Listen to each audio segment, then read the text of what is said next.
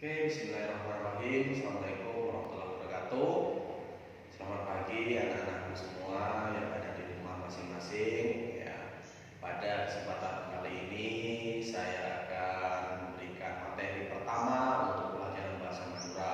Ya, mungkin tidak usah perkenalkan kembali ya karena kalian sudah kelas 8 ya, sudah kenal semua dan selamat pada kalian yang sudah naik di kelas 8 dari kelas 7 ke kelas 8 ya. Pada kesempatan ini Bapak tidak bisa mengajar langsung bertatap muka dengan kalian langsung dikarenakan masih ada pandemi ya yang masih belum selesai. Jadi Bapak memberikan materi secara melalui video yang bisa kalian langsung lihat nanti di HP kalian masing-masing ya. Pada kesempatan ini materi kita tentang pelajaran bahasa Madura yaitu adalah temanya tentang sosial ya, dimana materi yang pertama adalah tentang cerita pendek ya. Di belakang saya sudah ada keterangan-keterangan tentang materi yang akan saya sampaikan ya. Sebelum saya menerangkan, saya harap kalian melihat video saya ini dengan seksama dikarenakan apa? Apabila nanti ada yang kurang dimengerti, silakan kalian langsung bisa komen pada grup yang sudah ditentukan oleh wali kelas masing-masing ya. Karena video ini hanya saya buat satu kali saja dan ini berlaku untuk seluruh kelas 8 yang ada di SMP Negeri 1 Open ya. Pada kesempatan ini mungkin Bapak tidak hanya mengajar kalian saja ya, Bapak dilihat oleh semua para guru yang mengajar di kelas 8 dan wali kelas juga, kurikulum juga, dan juga mungkin kepala sekolah. Dan yang sangat spesial mungkin kalian meminjam HP orang tuanya sehingga ketika orang tuanya memiliki waktu yang sangat senggang, mungkin iseng-iseng melihat grup kalian. Oh, seperti apa sih guru kalian mengajar? Ya seperti ini. Jadi mohon maaf kepada para guru apabila nanti ada kekurangan dalam saya memberikan materi tentang pelajaran bahasa Madura ataupun orang tua yang ada di rumah. Mohon silakan bisa memberikan masukan atau saran kekurangan saya itu seperti apa. Oke, kita lanjut ya. Materi yang pertama yaitu tentang cerita pendek ya. Kalian bisa melihat nanti buku paket kalian masing-masing yang kalian pinjam.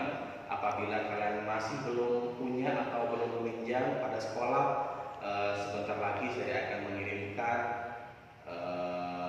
buku paket online ya, sebentar lagi, meskipun itu memerlukan sebuah paketan. Baik, cerita pendek. Dalam sebuah cerita pendek ya, di situ ada yang namanya struktur teks. Struktur teks, di dalam struktur teks itu pasti ada tokoh, ada alur, dan ada latar atau setting ya. Tokoh ya ada dua, ada tokoh utama, tokoh tambahan ya. Tokoh tambahan dalam bahasa Madura ya. Dalam bahasa Indonesianya itu disebut dengan tokoh tambahan ya. Yang kedua alur atau plot ya. Alur itu ada tiga ya, ada alur maju, ada alur mundur, ada alur campuran ya. Kemudian yang terakhir yaitu adalah latar atau setting ya. Ada kenangan dan ada bertok ya. Baik ya. Dari ketiganya ini pasti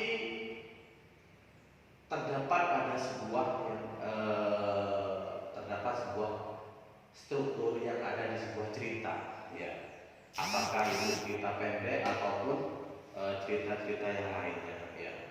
Yang jelas dari ketiganya ini pasti ada di dalam cerita tersebut.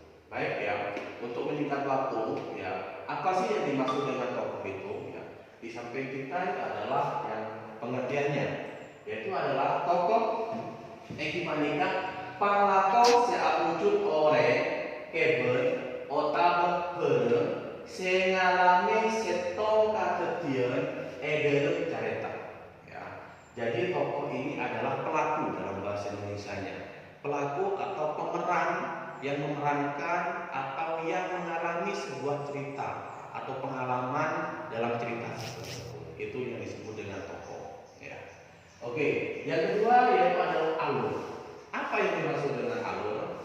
Alur inggih punika sambungan setong perkara otabe kedadian seekalakoh tokoh sareng perkara otabe kedadian lainnya. Jadi alur ini adalah sambungan antara cerita satu dengan seterusnya sampai akhir cerita itu selesai. Itulah yang disebut dengan alur. Ya. Yang ketiga yaitu adalah latar.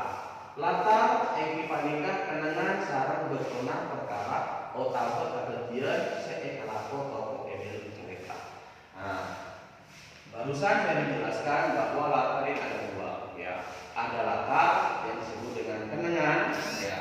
Dan yang kedua adalah waktu, ya. Jadi latar ini di dalam cerita itu adalah tempatnya. Di mana sih tempat kejadian tersebut, ya. Kapan waktunya cerita tersebut, itu disebut dengan latar atau setting, ya. Jadi anak-anakku semuanya yang ada di rumah, dari cerita pendek terdapat bentuk teks. Yang pertama adalah tokoh, alur, latar. Ya, penjelasannya ada di situ yang sudah barusan saya jelaskan. Kalian tinggal membacanya kembali atau mendengarkan lagi, ya, dari video yang saya buat ini, yang saya rekam ini. Apabila nanti masih kurang dimengerti, kalian bisa komen langsung di grup yang ada, ya. Jadi selama pembelajaran ini disesuaikan dengan waktunya, ya.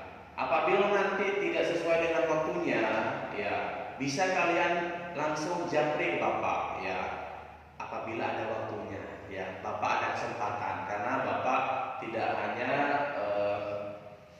memegang HP terus, ya, tidak hanya melihat grup-grup dari pembelajaran ini, ya. Pasti saya akan melihat dari grup yang lain, karena setiap kelas itu ada waktunya, yaitu durasinya 2 jam, ya. Oke, ya. Mungkin hanya ini yang saya bisa terangkan. Kalian nanti bisa melihat atau bisa membaca langsung dari buku paket kalian yang ada, ya. Yang sudah pinjam silakan dibuka bab pertama, ya, mengenai cerita pendek ini, ya. Di dalam buku tersebut diceritakan atau terdapat sebuah kisah, ya, di mana cerita tersebut terjadi di Kabupaten Sumeneb, ya, dan cerita tersebut yang berjudul Lanon Ekilian, ya. Jadi kalian bisa melihat di cerita tersebut yang berjudul Lanon Ekilian itu terdapat sebuah tokohnya ada, alurnya ada, latar atau settingnya ada, ya. Kalian bisa melihat, oh, tokohnya siapa saja yang terdapat di Lanon Ekilian, alurnya seperti apa, menggunakan alur maju, menggunakan alur mundur, ataukah menggunakan alur campuran, ya. Sedangkan tempatnya di mana, ya, berkontak kapan, ya. Jadi kalian bisa melihat tersebut, ya.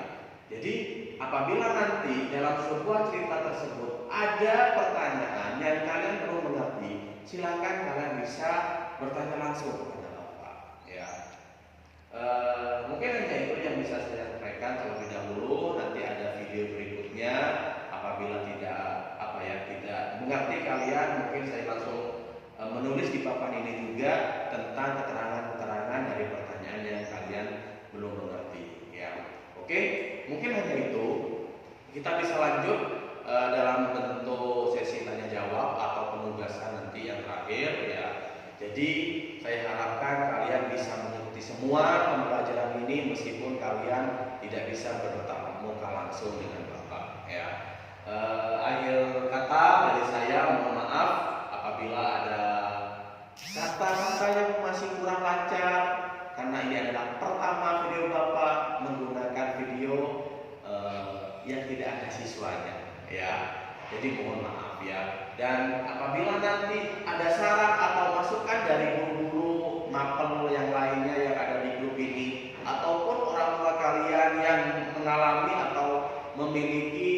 pengetahuan yang lebih dari Bapak, monggo kita share ya, sharing ya, biar sama-sama sempurna dalam pembelajaran ini ya. Mungkin hanya ini kesempatan yang saya bisa berikan. Akhir kata, Assalamualaikum warahmatullahi wabarakatuh.